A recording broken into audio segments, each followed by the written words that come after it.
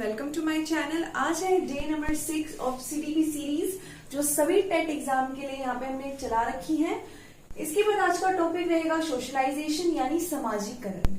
ये शब्द हम बहुत ज्यादा सुनते हैं, लेकिन इसका एक अलग ही रोल होता है टीचिंग लाइन के अंदर। जब आप बच्चों को पढ़ाते हो, किस तरीके से बच्चों का सामाजिकरण होता है, क्या क्या इसके अंदर फैक्टर्स होते हैं जो इन्फ्लुएंस करते हैं, किस तरीके से, किस टाइप से यहाँ पे सोशलाइजेशन देखने को मिलता है। तो आज की वीडियो में हम इसके बारे में डिटेल से यहाँ पे बात करने वाले हैं। सोशलाइजेशन को सबसे पहले समझने के लिए हम एक डेफिनेशन पे जाते हैं, उसके बाद हमें थोड़ा सा आइडिया लगेगा कि आखिर ये सामाजिकरण होता क्या है। सोशलाइजेशन या फिर सामाजिकरण एक प्रोसेस है, process of learning the norms and customs of society. ये जो हमारा समाज है, इसी के नॉर्म्स और कस्टम्स को जानना, उनका अधिगम करना, उन्हें सीखना ही क्या कहलाता है, सोशलाइजेशन कहलाता है।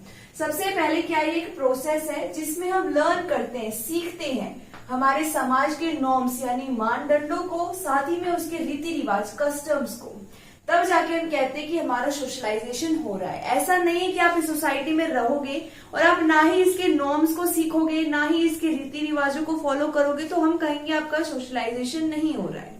आपको पता होना चाहिए क्या रूल्स हैं, क्या रेगुलेशन है, किस बिहेवियर को आपकी सोसाइटी सही मानती है और किसको नहीं मानती है, किस हिसाब से आपकी सोसाइटी यहाँ चल रही है, किन बिलीव्स के ऊपर यहाँ पे वो चल रही है, क्या कस्टम्स हैं, क्या रीति रिवाज है, कैसे बिहेवियर है, क्या क्या रोल है डिफरेंट जेंडर के।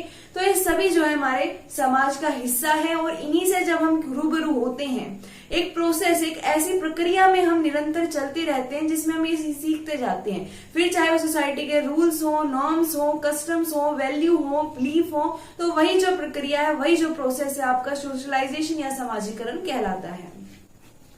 फिर अरिस्टोटल जो है, जिन्हें हम अरस्तु कहते हैं, इनका कहना ये था man is a social being. जो मनुष्य है, इंसान है, वो एक सामाजिक प्राणी है।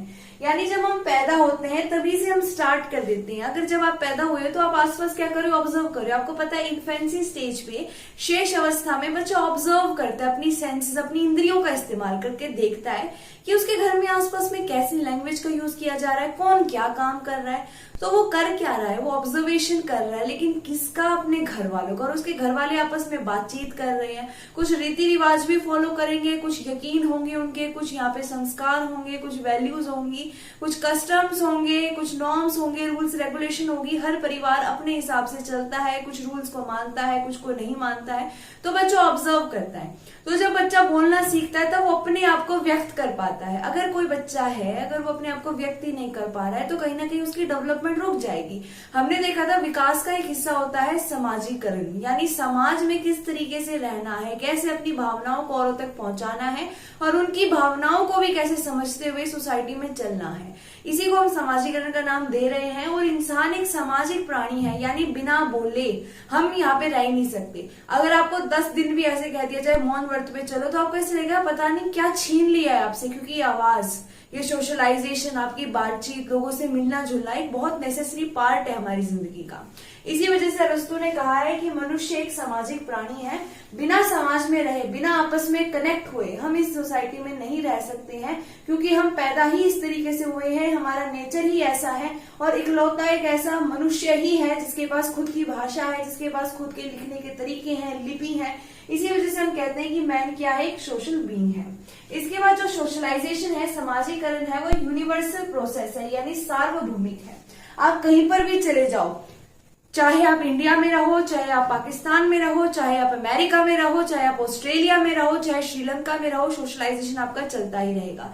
बिना आप बातचीत किए, बिना कनेक्ट हुए, बिना किसी सोसाइटी के रूल्स को फॉलो किए, बिना उनके कस्टम को जाने आप वहां पे रह नहीं सकते। अगर आप किसी सोसाइटी में रह रहे हो, इसका सीधा सा मतलब है कि आपका वहां पे सामाजिकरण हो रहा है।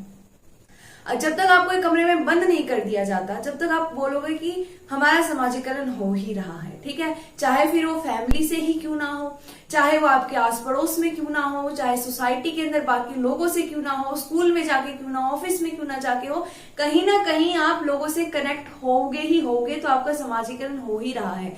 जब तक हम खुद को आइसोलेट नहीं कर देते, बंद नहीं कर देते, लोगों से बिल्कुल कनेक्शन बंद नहीं कर देते, तब तक हम नहीं कहेंगे हमारा सोशलाइजेशन रुक गया है। इसी वजह से हम कहते हैं ये सार्वभौमिक प्रक्रिया है, हर जगह हमें ये देखने को मिल जाएगी। इसके बाद ये कॉन्टिन्यूअस प्रोसेस है, निरंतर चलता रहता है। जब तक आप इस समाज का हिस्सा हो तब तक आप सोशलाइजेशन का पार्ट रहोगे, आप सामाजिकरण से गुजरते रहोगे, आपको अलग अलग मानदंडों का पता चलेगा, अलग अलग आपको रीति रिवाजों का पता चलता ही रहेगा। अब रही बात कॉन्टिन्यूअस है, निरंतर है, मैंने एक लाइन बोली अभी जस्ट कि जब तक आप इस समाज में रहोगे तब तक आपका समाजीकरण होगा ही होगा। तो आप समाज में कब आ जाते हो? जब आप जन्म ले लेते हो। इसलिए आपको ये भी पता होना चाहिए कि जैसे ही आपने जन्म ले लिया वैसे ही आपका समाजीकरण जो है वो शुरू हो गया है। क्योंकि बच्चा शुरू में क्या करेगा? ऑब्जर्व करेगा, लेकिन वो क्या है, छोटा सा हिस्सा है अभी समाजीकरण का, क्योंकि वो ऑब्जर्व कर रहा है। जो लैंग्वेज है जिसके जरिए वो सोशलाइजेशन करेगा वो सीख रहा है, तो वो क्या है, एक छोटा सा पार्ट है सोशलाइजेशन का। हमारी फैमिली जो बेसिक हमें प्रोवाइड करता है, बेस प्रोवाइड करता है समाजीकरण का, तो वहीं से शुरू हो जाता है। इसलिए हम कहेंगे कि ये प्रोसेस है जो यूनिवर्सल तो है, सार्वभौमिक तो है, लेकिन निरंतर भी ये सत्य प्रोसेस है, यानी कॉन्टिन्यूअस है, ये चलता ही रहेगा और जन्म से ही शुरू हो जाता है। जैसे डेवलपमेंट जो है, विकास है, वो जन्म से शुरू हो जाता है। जैसे हमने बात की थी जन्म से, यानी गर्भ से लेकर के कब्र तक चलता है, वो जन्म से भी पहले चल रहा है, माँ के गर्भ में भी चल रहा है, प्रीनेटल स्टेज के अंदर। लेकिन ये प्रोसेस जैसे ही जन्म ले लिया है किसी ने, वैसे ही शुरू हो जाएगा, और जब तक वो रहेगा इस संसार के अंदर, इस समाज के अंदर, तब तक उसका ये सोशलाइजेशन चलता रहेगा। तो ये बेसिक सा आइडिया था जिसके जरिए आपको समझ में आया होगा कि आखिर सोशलाइजेशन होता क्या है। ये एक ऐसा प्रोसेस है जिसमें हम अधिगम करते हैं, सीखते हैं हमारे समाज के रीति रिवाजों को और उनके मानदंडों को। इसके बाद हमने इंपॉर्टेंट एक स्टेटमेंट देखी जो अरस्तु यानी अरिस्टोटल ने दी है कि मैन एक सोशल बीइंग है, सामाजिक प्राणी है। फिर हमने दो इसकी कैरेक्टरिस्टिक विशेषताएं देखी कि यूनिवर्सल यानी सार्वभौमिक प्रक्रिया है और ये निरंतर प्रक्रिया है। और एक और इम्पोर्टेंट पॉइंट ये अपने नोट्स में जरूर लिख लेना कि ये जन्म से शुरू हो जाती है। अब आगे बढ़ते हैं, इस टॉपिक को और थोड़ा डीपली यहाँ पे जानने की कोशिश करते हैं। अब इसी का नेक्स्ट पार्ट है एजेंट्स ऑफ सोशलाइजेशन। एजेंट को हिंदी में एजेंट ही कहते हैं। एजेंट वो कोई भी चीज हो सकती है, वो कोई भी इंसान हो सकता है जो हमारे सामाजिकरण की प्रक्रिया को बहुत आसान बनाता है, उसमें सहायता करता है। इसका मतलब क्या हुआ कि जो सामाजिकरण में हम समाज के नियमों को, मानदंडों को, रीति रिवाजों को, बिलीव्स को, वैल्यूज को जब सीखते हैं तो उनको सीखने में आसानी हो, तो उसमें जितनी भी चीजें हमारी सहायता करती हैं उन्हें ही हम एजेंट्स कहेंगे सोशलाइजेशन, समाजीकरण के। तो इसमें 3 लेवल हमें देखने को मिलते हैं। इन्हें हिंदी में ऐसे ही लिखा जाता है, इसलिए मैंने यहाँ मेंशन नहीं किया अलग से। जैसे माइक्रो लेवल है सबसे पहला, तो इसे हिंदी में माइक्रो लेवल ही लिखेंगे। आप इसको स्तर लिख सकते हो, माइक्रो स्तर। इसमें क्या होगा, ये सबसे छोटा, सबसे पहला और सबसे छोटा हम कहेंगे समाजीकरण का स्तर होता है, जिसमें हमारी फैमिली, हमारा परिवार और हमारे दोस्त आते हैं, सहपाठी भी इसी में आते हैं। ये सबसे पहला लेवल है जिसमें हमें एक बेस बना के दिया जाता है, जिसके आधार पर हम आगे सोशलाइजेशन की प्रक्रिया को बढ़ाते हैं। इसमें क्या होता है, हमारे परिवार से हम बात करना सीखते हैं, हमारे परिवार से हमें हमारे परिवार का कल्चर, रीति रिवाज, वैल्यूज जितनी है, हमारे जितने भी कस्टम्स है, रीति रिवाज है, ये सारी चीजें हमें हमारा परिवार सिखाता है। तो सबसे पहला जो सोशलाइजेशन जन्म के बाद शुरू हुआ है वो हमारा परिवार में हुआ है। माइक्रो का मतलब होता है सबसे छोटा, लेकिन यहाँ पे हम दे सकते हैं सबसे पहले। जब आप सबसे छोटे थे तो सबसे पहले आप किसके कांटेक्ट में आए, अपनी फैमिली के, और फैमिली के बाद दोस्तों के। तो ये दोनों ही हमारे माइक्रो लेवल में आते हैं। इस स्तर पर हम अपने परिवार और अपने दोस्तों के साथ समाजीकरण करते हैं। इसके बाद जब हम थोड़ा और आगे बढ़ते हैं तब हम स्कूल जाने लगेंगे और हमारे जो पड़ोसी हैं उनसे हमारी ज्यादा बातचीत होने लगेगी, हमारे आस पड़ोस क्या चल रहा है वो हमें समझ आने लगेगा। तो इसे हम बोलते हैं मीजो लेवल, हिंदी में इसे मीजो लेवल ही लिखते हैं। इसमें क्या होगा, अब हमारी फैमिली और फ्रेंड्स के अलावा हम हमारे स्कूल में टीचर्स के साथ, हमारे जो सहपाठी हैं वो हमारे इसमें आ जाएंगे। देखो, पीयर्स होते हैं जो स्कूल में आएंगे, लेकिन उन पीयर्स में जो आपके दोस्त होते हैं, जिनके साथ आप डायरेक्टली कांटेक्ट करते हो, वो आएंगे आपके माइक्रो लेवल में। फिर स्कूल हो गए और आपके पड़ोसी हो गए, तो उन्हें हम क्या बोलेंगे कि वो मीजो लेवल का हिस्सा है। फिर आते हैं मैक्रो लेवल। ये भी हमें बहुत ज्यादा प्रभावित करते हैं, लेकिन शुरुआत इनसे नहीं होती, हम धीरे धीरे इनकी ओर समाजीकरण में बढ़ते हैं। इसमें हमारी मीडिया आ जाती है, क्योंकि मीडिया में क्या होता है कि हम जो भी चीज सुनते हैं, देखते हैं, तो उससे हमारी सोचने की और समझने की जो शक्ति है उसके ऊपर बहुत ज्यादा प्रभाव पड़ता है। अगर कोई न्यूज रिपीटिवली आ रही है तो आपको कहीं ना कहीं उस चीज के बारे में पता चलेगा, तो वो भी आपका क्या है कि आपकी सोसाइटी के साथ एक कनेक्शन बन रहा है, आपके समाज में हो क्या रहा है ये आपको मीडिया बता रहा है। तो मीडिया भी क्या है, एक समाजीकरण का हिस्सा है, जिसका बहुत ज्यादा प्रभाव हमें देखने को मिलता है। इसके बाद है ग्लोबल कम्युनिटी, यानी आपके आसपास के अलावा, इन चीजों के अलावा, फैमिली, फ्रेंड्स, स्कूल, नेबर्स, इनके अलावा और मीडिया के अलावा जब आप ग्लोबली यानी इंटरनेशनली या स्टेट वाइज स्टेट कनेक्ट होते हो किसी भी जरिए, तो वो आपका किस में आता है, मैक्रो लेवल में आता है। तो ये 3 लेवल होते हैं जो एजेंट का काम करते हैं, जिनके जरिए हम क्या करते हैं, समाजीकरण को और आसान बना पाते हैं। जैसे हमारी फैमिली ही शुरुआत करती है हमारे समाजीकरण की, दोस्तों के साथ हमारा समाजीकरण और आसान बन जाता है। हम एक दूसरे के रीति रिवाजों को जान पाते हैं, एक दूसरे की वैल्यूज को जान पाते हैं, बिलीव्स को जानते हैं। इसके बाद जब हम स्कूल में जाते हैं तब हमारा जो पर्सपेक्टिव होता है, नजरिया होता है, और थोड़ा डाइवर्स हो जाता है, विभिन्न हो जाता है, जिसमें हम बहुत ज्यादा लोगों के अलग अलग मानदंडों के, अलग अलग रीति रिवाजों के बारे में जानना शुरू करते हैं। पड़ोसी भी हो सकता है कि अलग अलग प्रकार की वैल्यूज रखते हो, बिलीव्स रखते हो, तो वहां से भी समाजीकरण होता है। इसके बाद मीडिया पे तो हमें बहुत सारी चीजें मिलती है। मीडिया क्या है, एक ट्रेजर है, खजाना है, जिसपे बहुत सारा यहाँ पे मटेरियल रखा हुआ है, जिसके जरिए हमारा ग्लोबली भी कनेक्शन देखा जाता है। हम ग्लोबली कनेक्ट होते हैं, अलग अलग लोगों के कस्टम्स के बारे में जान पाते हैं। तो ये वो एजेंट्स हैं जिनके जरिए हमारा समाजीकरण का जो प्रक्रिया है, उसका प्रोसेस हम बहुत आसान बन जाता है और इजीली हम सोशलाइज कर पाते हैं। तो ये तो एजेंट्स हो गए। इसके फर्दर और जो हमारा इसके अंदर ही डेपर नॉलेज के लिए आपको चाहिए, डेप्थ नॉलेज के लिए और कंटेंट जानना जरूरी है, अभी उसे भी हम समझते हैं। अब हम देखेंगे समाजीकरण के प्रकार यानी टाइप्स ऑफ सोशलाइजेशन। कुछ इसके टाइप हैं, कुछ यहाँ पे मैं डिस्कस कर रही हूँ, फिर इसको इरेज करके और डिस्कस करेंगे। इंपॉर्टेंट है, यहाँ से क्वेश्चन देखने को मिलते हैं, अच्छे से समझने की कोशिश करना। अगर समझ में नहीं आएगा तो कमेंट बॉक्स में आप जरूर बता सकते हैं कि आपका डाउट है, कहाँ पे कोई चीज की कमी रह गई है, ताकि हम नेक्स्ट वीडियो के अंदर और भी ज्यादा इंप्रूवमेंट के साथ आपको कंटेंट प्रोवाइड कर सकें। सबसे पहले है प्राइमरी सोशलाइजेशन, जिसे हम कहते हैं प्राथमिक समाजीकरण। इसमें जो बच्चा है वो डायरेक्टली अपनी फैमिली से सीखता है कि कैसे हम समाजीकरण करते हैं, किस तरीके से हम लोगों से बातचीत करेंगे, कैसे अपने पॉइंट ऑफ व्यू को रखेंगे, कैसे अपने रीति रिवाज को यहाँ पे ट्रांसमिट करेंगे, प्रिजर्व करेंगे। ये सारी चीजें बच्चे क्या है अपने परिवार से जब सीखते हैं तब हम उसे कहते हैं प्राइमरी या प्राथमिक समाजीकरण। इसमें हमारी सिर्फ फैमिली आती है, हमारा परिवार आता है, जिसके जरिए बच्चा क्या करता है, जन्म से लेकर लगभग 5 वर्ष तक सबसे ज्यादा जरूरी जो समाजीकरण है उसका अपने परिवार में ही होता है। इसी वजह से हम इसे प्राइमरी यानी प्राथमिक समाजीकरण का नाम देते हैं। फिर बच्चा क्या करता है, फिर बच्चा सेकेंडरी में आ जाता है यानी माध्यमिक समाजीकरण में आ जाता है, जिसमें बच्चा 2 तरीके से सीखता है। सबसे पहला होता है फॉर्मली, आप पहले लिख लो, उसके बाद इनफॉर्मल लिख लेना, यानी औपचारिक और अनौपचारिक। फॉर्मली तरीके से सीखता है और इनफॉर्मली तरीके से सीखता है। इसका मतलब क्या हुआ, फॉर्मली का मतलब है कि स्कूल में जाके उसका समाजीकरण होता है एक फॉर्मल वे में, कुछ रूल्स एंड रेगुलेशंस के साथ, एकदम बाउंडलेस होकर तो इनफॉर्मली आ गया बाउंडेड होकर, यानी एक उसको एक बाउंड्री बना के दे दी गई है स्कूल के अंदर कि इस तरीके से आपको फॉलो करनी है चीजें, इस तरीके से आपको रूल्स फॉलो करने हैं, इस तरीके से आपको चीजें जितनी भी स्कूल में करवाई जा रही है उनका हिस्सा बनना है। आपका समाजीकरण एक सोशल प्रोसेस होता है, यहाँ पे सोशल डेवलपमेंट भी होता है बच्चे का, क्योंकि अलग अलग प्रकार के बच्चों से मिलता है, अलग अलग वो रिवाजें देखता है, अलग अलग तरीके देखता है रहन सहन के। तो इसी वजह से फॉर्मल तरीके से जब बच्चा सीख रहा है समाजीकरण तो वो स्कूल में सीखता है, लेकिन इनफॉर्मली अपने दोस्तों से, अपने पड़ोसियों से जब वो सीखता है समाजीकरण की प्रक्रिया को, तब हम उसे कहते हैं माध्यमिक समाजीकरण उस बच्चे का हो रहा है।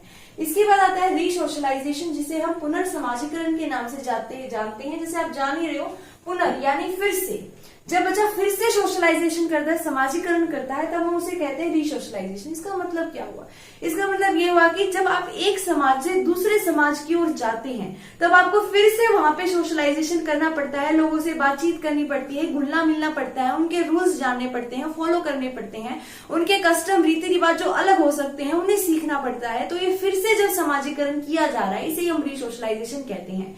उदाहरण से समझने की कोशिश कीजिए, अगर मान लो आप केवी के टीचर लग गए, आप कोई भी टीचर लग जाते हो, अगर आपकी पुणे में पोस्टिंग है और बाद में आपकी पोस्टिंग हो जाती है कश्मीर में, तो पुणे के आप जिस समाज में रह रहे थे उसका तरीका अलग था, उसके रूल अलग थे, उसके जो एक्सेप्टेंस थी, चीजें जो सही मानी जाती थी, हो सकता है वो कश्मीर में ना मानी जाए, तो आपको फिर से रीसोशलाइजेशन करना पड़ेगा, आपको फिर से चीजें सीखनी पड़ेंगी कि अब आपको कश्मीर की सोसाइटी में, और वो भी पर्टिकुलरली कहाँ आपकी ट्रांसफर हुई है, उस जगह पे लोग कैसे रह रहे हैं, वहां का समाज किन बातों को एक्सेप्ट करता है, किन मानदंडों को फॉलो करता है, किन रीति रिवाजों को मानता है, उस हिसाब से आपको ढलना पड़ेगा। तो वो होगा आपका रीसोशलाइजेशन यानी पुनर्समाजीकरण, जिसमें आप फिर से समाजीकरण की ओर जाओगे और फिर से ये प्रक्रिया चलेगी। इसी वजह से आप देख सकते हो कि अलग अलग जो हमारे समाज है, जैसे जैसे हम आगे बढ़ेंगे, हमारा डेवलपमेंट होगा, वैसे वैसे हमारा समाजीकरण भी आगे बढ़ रहा है। इसी वजह से एक कंटिन्यूअस प्रोसेस भी है और यूनिवर्सल भी है। कहीं पे चले जाओ यूनिवर्स में, आपको सोशलाइजेशन से बच नहीं सकते, आपको समाजीकरण का हिस्सा बनना ही पड़ेगा। क्यों? क्योंकि आप समाज में रहते हो तो आपको सोशलाइजेशन होगा ही होगा। तो ये 3 अलग अलग प्रकार थे हमारे किसके, सोशलाइजेशन के। इसके बाद अभी और प्रकार हमारे रहते हैं जिन्हें हम यहाँ देखते हैं, ठीक है। तो प्राइमरी हो गया, प्राथमिक हो गया, सेकेंडरी हो गया, माध्यमिक हो गया और रीसोशलाइजेशन पुनर्समाजीकरण हो गया। इन्हें मैं रेज कर देती हूँ। तो पहले एक बार एग्जांपल फिर से देख लेते हैं। प्राइमरी के अंदर हम फैमिली यानी हमारे परिवार की बात करते हैं। सेकेंडरी में हम फॉर्मली बात करते हैं स्कूल की, विद्यालय की। आप यहाँ पे पक्का मेंशन करना आपके नोट्स में कि यहाँ पे हम फॉर्मल में बात करते हैं स्कूल की, और इनफॉर्मल में हम अपने दोस्तों की बात करते हैं, फ्रेंड्स की। हम हमारा जो रिलीजन होता है, किस तरीके से आपका रिलीजन है, वो भी यहाँ पे आपका इनफॉर्मल में आता है, उससे भी हम चीजें सीखते हैं। तो आप यहाँ लिख सकते हो रिलीजन आपका। इसके अलावा आप मीडिया भी लिखोगे। क्यों? क्योंकि मीडिया हमें फॉर्मली तो नहीं सिखाता, लेकिन इनफॉर्मली इनडायरेक्ट वे में बहुत सारी चीजें सिखाता है, हमारा सोशलाइजेशन करता है। तो माध्यमिक स्तर के अंदर आप लिख सकते हो फॉर्मल एंड इनफॉर्मल। फॉर्मल में स्कूल आ गया, इनफॉर्मल में आपके दोस्त आ गए, मीडिया आ गया और आपका रिलीजन आ गया। फिर रीसोशलाइजेशन में मैंने बता ही दिया, जब जगह चेंज होती है तो हमारा समाज चेंज होता है, समाज चेंज होता है तो आपको फिर से यानी पुनर्समाजीकरण यहाँ पे करना पड़ता है। अब मैं इसे इरेज कर देती हूँ और बाकी कुछ जो हमारे टाइप्स और रहते हैं उन्हें हम यहाँ पे डिस्कस करते हैं। अब हमारे पास ये दोनों टाइप और आते हैं। 4th नंबर पे है डेवलपमेंटरी यानी विकासात्मक, और लास्ट है हमारा एंटीसिपेटरी यानी अग्रिम। ये कैसे समाजीकरण होते हैं इन्हें समझते हैं। डेवलपमेंटरी यानी विकासात्मक समाजीकरण एक ऐसा प्रकार की प्रोसेस है, एक ऐसी प्रोसेस है, ऐसी प्रक्रिया है जिसके अंदर कोई भी इंडिविजुअल है, कोई भी बच्चा है, कोई इंसान है, उसका समाजीकरण इस तरीके से होगा कि वो अपने अंदर स्किल डेवलप कर पाएगा। ये जो प्रक्रिया होती है समाजीकरण की, जब बच्चा इसके जरिए खुद की पर्सनैलिटी को डेवलप कर पा रहा है, खुद के व्यक्तित्व को सुधार पा रहा है, उसका विकास कर पा रहा है, तब हम कहेंगे कि वो डेवलपमेंटरी है। अपने अंदर कोई स्किल लेके आना, अपनी पर्सनैलिटी के अंदर अच्छी बातें इंक्लूड करना, ये सारा क्या है, डेवलपमेंटरी यानी विकासात्मक समाजीकरण है। आप यहाँ से समझ सकते हो, जब हम खुद की पर्सनैलिटी में विकास लेके आएंगे तब वो समाजीकरण हमारा विकासात्मक समाजीकरण कहलाएगा। फिर आता है एंटीसिपेटरी। एंटीसिपेटरी यानी अग्रिम। इसका मतलब क्या होता है कि अपने दिमाग में कहीं जाने से पहले ही एक सोशलाइजेशन कर लेना। जैसे मान लो आपका कल इंटरव्यू है और आपको पता है कि आपको वहां पे जाके सोशलाइजेशन करना पड़ेगा, जो सामने इंटरव्यू लेने के लिए बैठे होंगे उनसे आपको बातचीत करनी पड़ेगी, तो वो क्या हो रहा है, सोशलाइजेशन ही हो रहा है। तो आप क्या करोगे, पहले से अपने दिमाग में प्रिपेयर कर लोगे, मैं ऐसा ऐसा रिस्पॉन्ड करूंगा, उन्होंने मुझसे ऐसा पूछा तो मैं ये बताऊंगा, मैं इस तरीके से प्रेजेंट करूंगा चीजों को। तो वो क्या है, इस प्रकार का जो समाजीकरण है, सोशलाइजेशन है, मुझे अग्रिम या फिर एंटीसिपेटरी सोशलाइजेशन का नाम देते हैं, जिसमें हम एडवांस में सोशलाइजेशन करना स्टार्ट कर देते हैं वहां जाने से पहले। इसके बाद हमारे जो जॉर्ज हर्बर्ट है, इन्होंने एक स्टेटमेंट दिया है कि सोसाइटी एक यूनिट है डाइवर्सिटी की। तो ये आप डायरेक्टली याद कर सकते हो कि ये किसने कहा है, society is unit of diversity, George Herbert ने कहा है। तो ये हमारे कुछ टाइप हो गए। अब हम देखते हैं एजेंसीज ऑफ सोशलाइजेशन। एजेंसीज को हिंदी में एजेंसीज कहेंगे।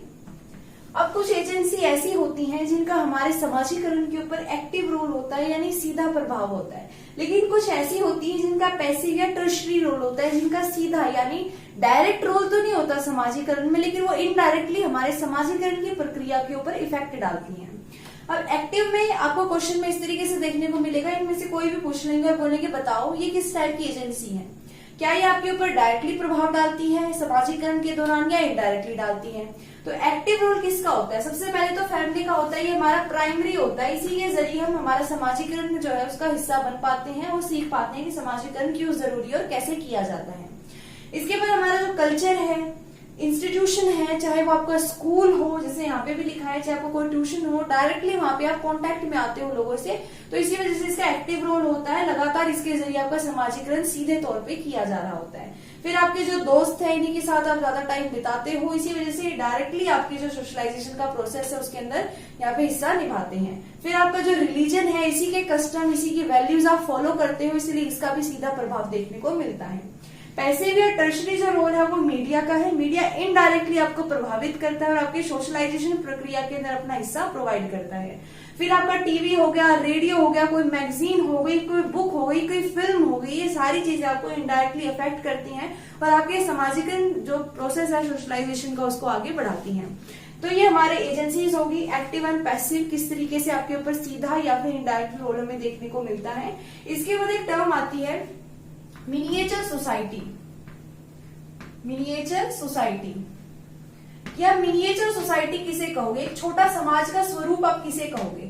तो आपको पता होना चाहिए कि जो स्कूल होता है, विद्यालय होता है, उसे हम मिनिएचर सोसाइटी का नाम देते हैं, क्योंकि स्कूल में अलग अलग रिलीजन के, अलग अलग कल्चर को मानने वाले, अलग अलग सोच के, अलग अलग टाइप के बच्चे आते हैं। कोई किसी रिलीजन का है, किसी के घर में कुछ तरीके की कस्टम्स फॉलो होती हैं, किसी में कुछ नॉर्म्स है, किसी में कुछ वैल्यू है, कोई किसी बिलीफ को यकीन करता है। तो इसी वजह से स्कूल को हम कहते हैं मिनिएचर सोसाइटी। ये सोसाइटी का एक छोटा स्वरूप है, इसमें सोसाइटी के अलग अलग समाज के कोने से अलग अलग तरीके का बच्चा यहाँ पे आएगा और सब मिलजुल के रहेंगे।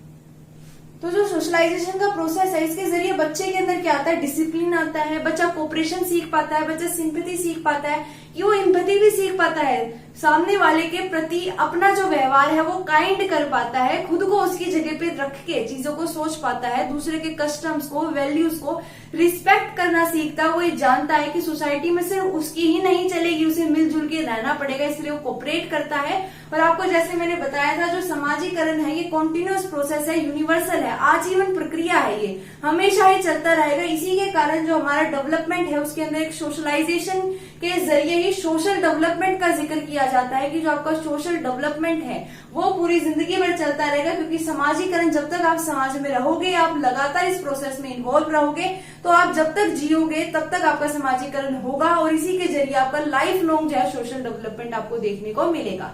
अब हमने ये भी बात कर ली थी, जो समाजीकरण है ये फॉर्मली और इनफॉर्मली दोनों तरीके से हो सकता है और जन्म से ही ये शुरू हो जाता है। फिर हमने कुछ स्टेटमेंट देखी थी जो इम्पोर्टेंट है। आई होप ये टॉपिक आपको समझ आया होगा। ये टॉपिक छोटा है लेकिन इंटरेस्टिंग भी है, क्योंकि हम डायरेक्टली अपने बारे में और सीख पाते हैं कि कैसे हम यहाँ पे जन्म से सोशलाइजेशन कर रहे हैं, किस चीज का कितना रोल है।